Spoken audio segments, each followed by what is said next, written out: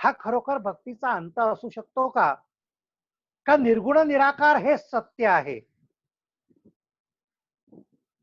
हा जो प्रश्न आहे तो श्री रामकृष्ण परमहंसांच्या मनात तेव्हा आला जेव्हा तोतापुरी दक्षिणेश्वरी आले. श्री रामकृष्ण परमहंसांच्या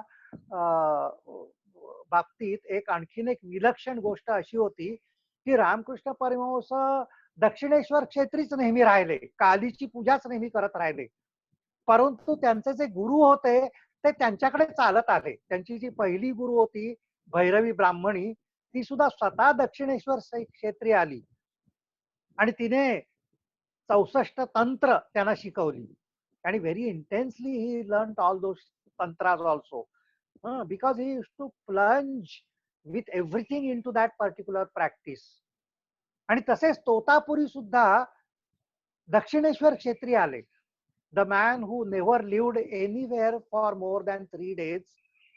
तोतापुरी निर्गुण निराकाराची साधना करीत होते आणि सर्व देशभर फिरत होते आणि कुठेही ते 3 दिवसापेक्षा जास्त राहत नसत.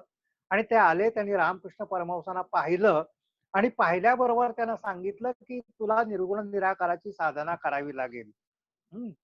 आणि एक प्रकारे त्यांनी चेष्टा सुद्धा केली त्यांची की काय तुला जर माहितीये की ब्रह्म निर्गुण निराकार आहे, तर तू हे काली मातेमध्ये हे सगुण साकार रूपामध्ये त्या अनंत ब्रह्माची कल्पना करूच कशी शकते?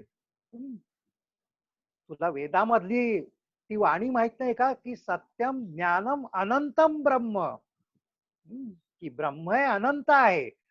ते एखाद्या मूर्तीमध्ये सगुण साकार रूपामध्ये तू सामावून घेतलंस, त्याची तू पूजा अर्चा करतोस, त्याची तू भक्ती करतोस, हा वेडेपणा नाही तर काय? तुझं तुझ्या ज्या सगळ्या अनुभूती आहेत त्या सगळ्या अर्धवट अनुभूती आहेत.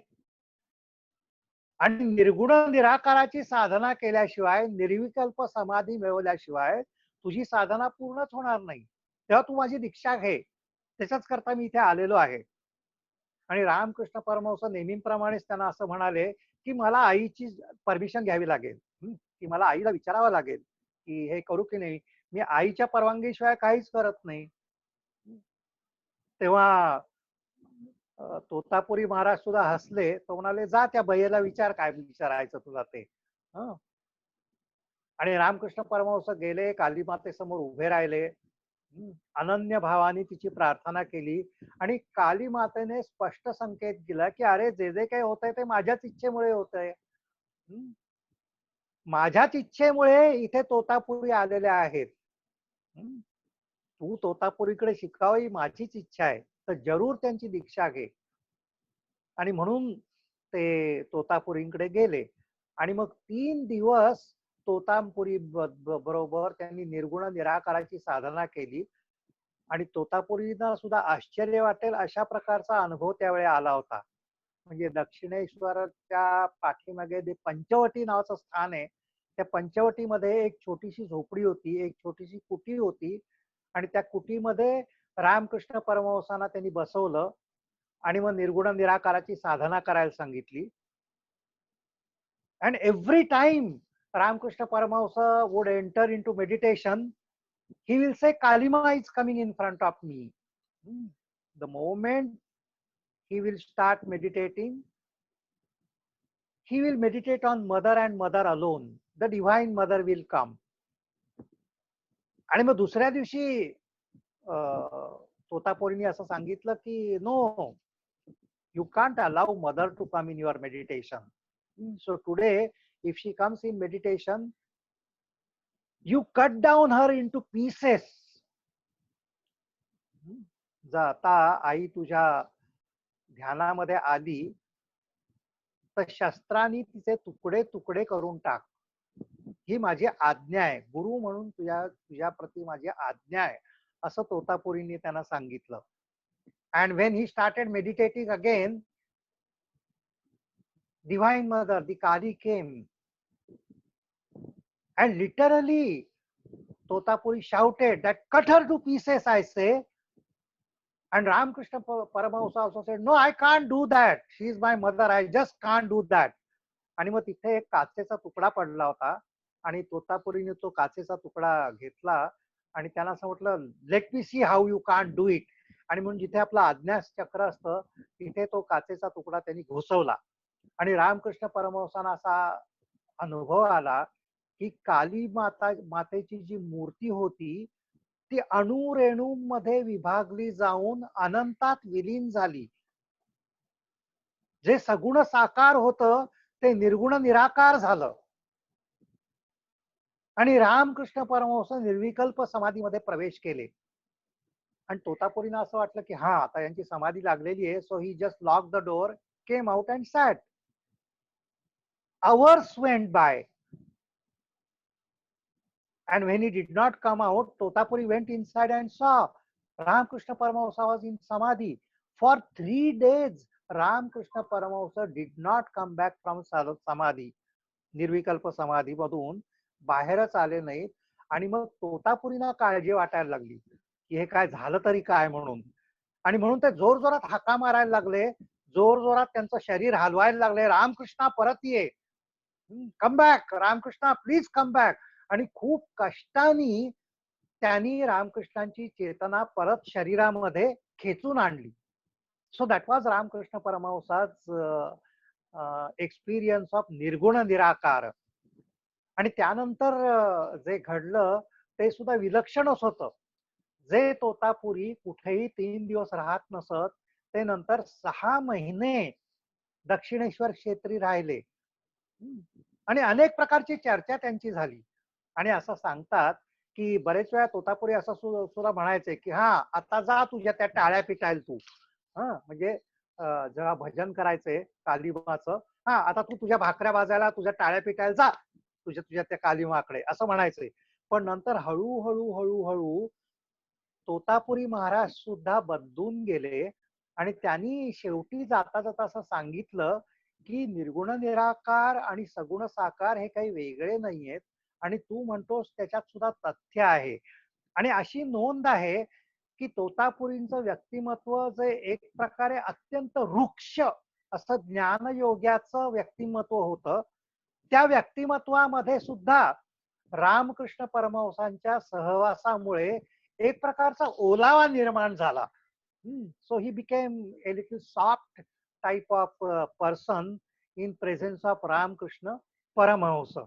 And then Ramakrishna Paramahamsa himself talking about this Vyakta and Avyakta, की जो याच्यामध्ये पहिल्याच श्लोकामध्ये विचारलेला आहे अर्जुनानी, एवं सतत युक्ताये भक्तास्त्वाम पर्युपासते ये च अपि अक्षरम अव्यक्तम तेषाम के योग वित्तमाः.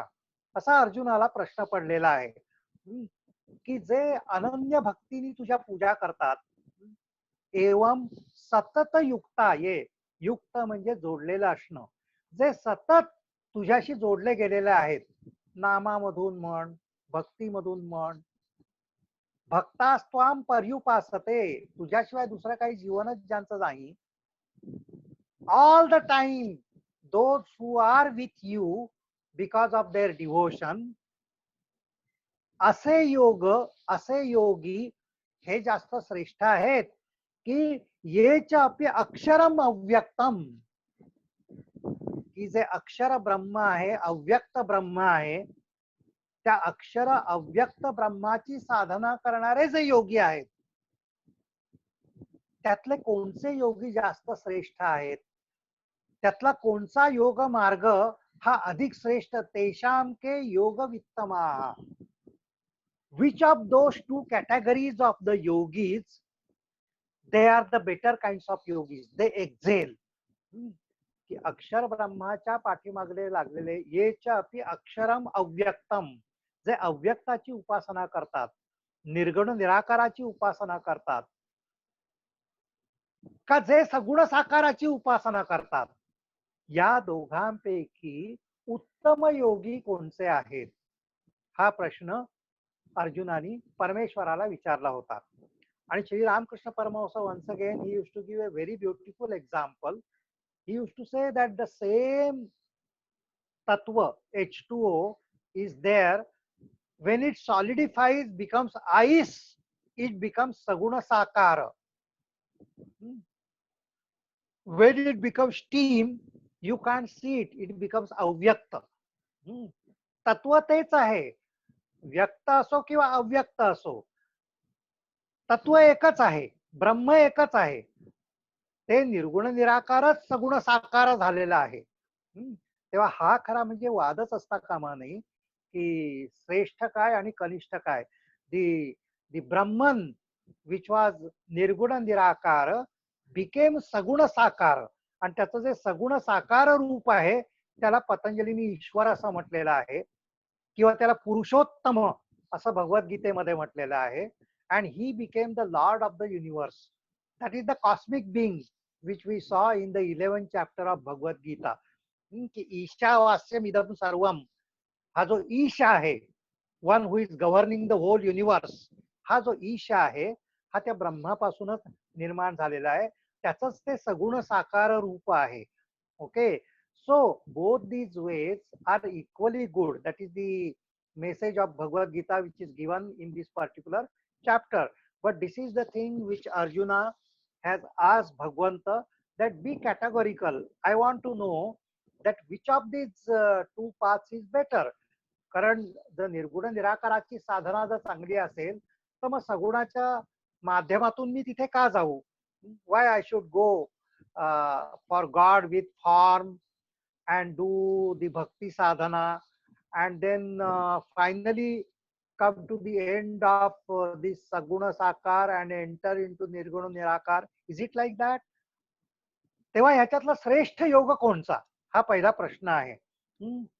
सो एवं सतत युक्ताये भक्तास्त्वाम पर्युपासते येचापि अक्षरम अव्यक्तम तेषाम के योग उत्तमाः.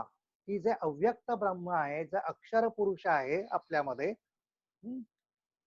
त्या अक्षर पुरुषाची साधना करणारे, अव्यक्त ब्रह्माची साधना करणारे, थोडक्यात म्हणजे ज्ञान योगाची साधना करणारे, हे जास्त श्रेष्ठ आहेत का सगुण साकार रूपाने पुढे जाणारे जे भक्त आहेत ते जास्त श्रेष्ठ आहेत. So that is the question which is asked, and that is the answer which we are going to see in this, that Bhagwan is saying that both are the equal paths. Literally speaking, there is no difference in the two paths as such. परंतु निर्गुण निराकाराची साधना ही कष्टकारक आहे असं आपण तिसऱ्या चौथ्या श्लोकामध्ये पाहणार आहोत. सगुण साकाराची जी साधना आहे ही साधना ही it is very easy, it is very natural, it is very spontaneous.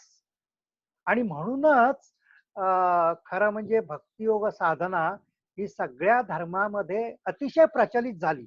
Because that is the easiest way to communicate with God. Have some form in your mind. कारण आपण स्वतः हे व्यक्त स्वरूपामध्ये असल्यामुळे, देहधारी असल्यामुळे आपल्याला निर्गुण निराकारामध्ये समरस होऊन जाणं अशक्य नाही, पण फार कष्टकारक आहे. So that is why in all the religions, some kind of prayer, some kind of meditation, some kind of idea of God, the form of God came into existence. दुसरी या भक्तीची अतिशय महत्वाची गोष्ट म्हणजे अशी की भक्ती करता कोणत्याही प्रकारच्या तत्वज्ञानाची तशी काही गरज नाहीये. की you don't have to read so many scriptures, Veda, Vedanta, and even Bhagavad Gita and all that to be a bhakta. तुम्ही अगदी अशिक्षित जरी असाल, आणि म्हणून आपले बरेचसे जे संत मंडळी होती ती काही फार शिकलेली मंडळी नव्हती. On the contrary they became better bhaktas than the so called सुशिक्षित. कारण जो साक्षर असतो ना, म्हणून संस्कृत मध्ये असं एक वचन आहे की साक्षरा राक्षसो भवती. की साक्षर याचं उलट केलं की राक्षस व्हायला वेळ लागत नाही. ज्याला शिक्षण म्हणतो ते जेवढं चांगलं आहे ना तेवढं वाईट पण आहे भक्ती योगाच्या दृष्टिकोनातून. जो मनुष्य एकदम शाळेत गेलेला नसतो, अनपढ असतो ना, त्याचा अहंकार तसा कमी असतो, सततच तो भक्ती योग करत असतो. आणि त्याच्यामुळे आपण आपल्या महाराष्ट्रातच असं बघतो की अतिशय अतिशय साधे सुधे असे जे लोक असतात, पंढरपूरच्या वारीमध्ये हजारो वारकरी टाळ वगैरे घेऊन नाचत नाचत कितीतरी दिवस चालत असतात. आणि पाऊस येतो, ऊन येतं, कितीतरी प्रकारच्या अडचणी येतात. आणि वारकरी पंथामध्ये ते असं म्हणतात की एकदा माळकरी झाला तो, एकदा तुळशीची माळ घातली, दॅट इज हाऊ प्रेम और भक्ती कॅन ब्रिंग अबाउट परिवर्तन. आपण जे मगाशी म्हणत होतो की भक्तीनी जर ती माळ घातली, तुळशी माळ घातली, तर तो म्हणतो की आता मी नॉनव्हेज खाणार नाही, आता मी मांसाहार करणार नाही, आता मी दारू पिणार नाही, कारण मी आता माळकरी झालेलो आहे. हा, ज्या क्षणाला तो माळकरी होतो, सगळं सोडून देतो. How much transformation takes place when a simple thing which they don't know much about the philosophy and yoga and all that, what they know, they go by the heart. आणि दुसरी अतिशय महत्वाची गोष्ट जी आता माझ्या मनात आली म्हणजे ती म्हणजे अशी की हे वारकरी आपल्या संतांची नावं घेत पंढरपूरला चाललेले असतात. आणि तो नामघोष कोणता करतात ते? निवृत्ती ज्ञानदेव सोपान मुक्ताबाई एकनाथ नामदेव तुकाराम असं म्हणत टाळ वाजवत मृदुंग वाजवत असे चाललेले असतात. Nivritti Dnyandev Sopan Muktabai Eknath Namdev Tukaram. Now this link is also an indication of progress in bhakti. की आपण ही जी नावं जे ते घेतात ते सुद्धा भक्ती मार्गाच्या वेगवेगळ्या पायऱ्या आहेत. ऍक्च्युअली पहिली पायरी निवृत्ती आहे. If you want to be a real bhakta, you have to withdraw from the ordinary world.